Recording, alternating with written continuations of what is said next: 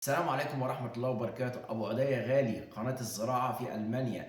الفيديو ده موجه ليكم يا جماعة. الفيديو ده خاص بإصفرار الأوراق وأسبابه وعلاجه.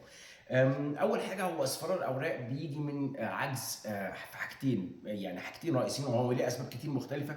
بس من ضمن الأسباب الرئيسية جدا هو يا إما عجز الحديد يا إما عجز الكالسيوم.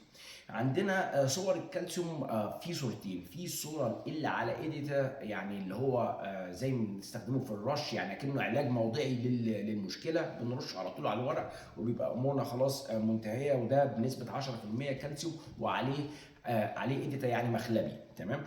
وفي عندنا الحل اللي هو طويل الامد، زي ما الجماعه بتستخدم مثلا قشر البيض او الكالسيوم الموجود في قشر البيض، ده هو الصوره بتاعته اللي هو الكالسيوم كربونات، او اللي هو بيبقى جاي برضه من الحجاره الجيريه، او اللي كنا بنسميه عندنا في بلادنا العربيه الجبس الزراعي. الجبس الزراعي ده برضه متاح عندنا. ده يعني يعتبر علاج طويل الامد. ده احنا بنحطه على التربه قبل ما نبدا نزرع. ولو الناس اللي بتستخدم الفلانسن ايردا والانزوخت ايردا، بيبقى في الغالب جواه نسبه من الكالسيوم، بس مع الوقت الكالسيوم ده بيتم امتصاصه عن طريق النبات، فبيحتاج كالسيوم جديد، فبنستخدم الكالسيوم كربونيت ده للتربه. وعندنا الكالسيوم اللي احنا بنستخدمه كرش. وطبعا في كذا نوع، يعني او في كذا كومبينيشن او كذا تركيبه من الكالسيوم اللي بيستخدم الرش. يعني عندنا مثلا زي من ضمن التركيبات اللي ممتازه جدا زي الكالسيوم وعليه نيتروجين في الرش، او الكالسيوم وعليه سيليكون، ده لمقاومه الاستريس ومقاومه الضغط اللي قائم على النبات، سواء من امطار او درجه حراره او حاجات زي كده. فاهمني. وعندك الحديد طبعا ليه صورتين في الغالب خالص. ليه الصوره اللي هو حديد على ايديتا اللي هو قدامنا الاصفر، وفي الحديد على ايدها اللي هو الاحمر. الحديد اللي على ايدها اللي هو الاحمر ده اللي بنسميه الحديد الارضي، بيكون فيه الحديد بنسبه 6%. اما الحديد اللي على ايديتا اللي هو بنستخدمه رش او في الارض اللي هو بنسبه 12%. هو طبعا الحديد بيبقى العنصر التركيز فيه كبير، ففي ناس كتير بتشتكي من زياده البي اتش، وقد يسبب الى احتراق الاوراق كمان. الحديد ده استخدامه بشكل مش مظبوط قد يسبب الى حرق الاوراق. بس هو علاجه المظبوط ان انا استخدم الحديد ده مع الكالسيوم، لان الكالسيوم ده بيرفع البي اتش وده بيخفض البي اتش، بوصل البي اتش متزن. تمام. وفي عندنا برضو من ضمن المركبات اللي احنا بنستخدمها، عندنا منتج زي المايكرو ماكس، ده فيه كل العناصر مع بعض، العناصر الصغرى، وبنقدر نستخدمه بامان ومن غير اي مشكله.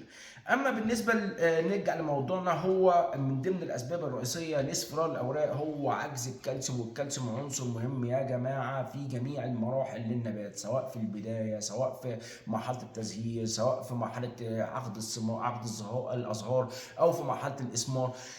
كل المراحل دي الكالسيوم عنصر رئيسي، لازم الاهتمام بالكالسيوم. فانا اللي دايما نصيحتي اللي انا بوجهها لجميع المتابعين ان انا اهتم بالكالسيوم في الارض، واهتم بالكالسيوم برضه رش. يعني انا ادي جرعه داعمه للكالسيوم للنبات، للنمو الخضري، بحيث ان انا ما يبقاش عندي تفاديت موضوع عجز الكالسيوم ده بشكل نهائي. انا الاول حطيت الكالسيوم كربونيت في الارض تحت الجذر بتاع النبات، وفي نفس الوقت اتحت له من تحت لحد ما يحصل التفاعل او التحلل الطبيعي للكالسيوم كربونات في الارض ويكون متاح للنبات. وفي نفس الوقت دعمته برضه برشه او رشتين في الموسم مع بالكالسيوم اللي عليه ايديتا او الكالسيوم المخلب. طبعا احنا عندنا هنا برضه من ضمن منتجاتنا عندنا الكالسيوم نيتروجين.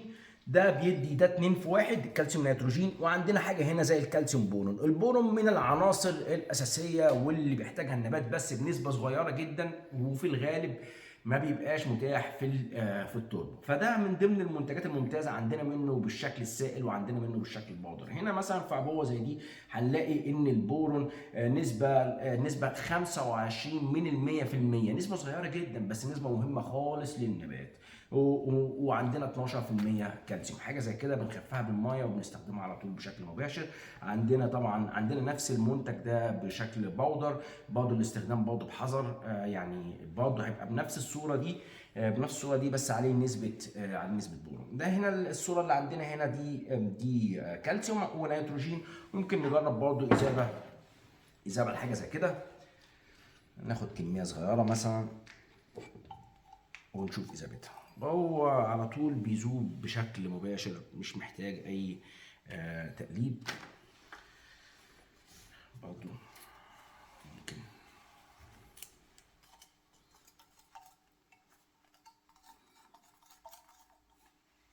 جاهز للرش، إذابة 100%. ممكن نجرب برضو الحديد هنا، ناخد كمية من الحديد.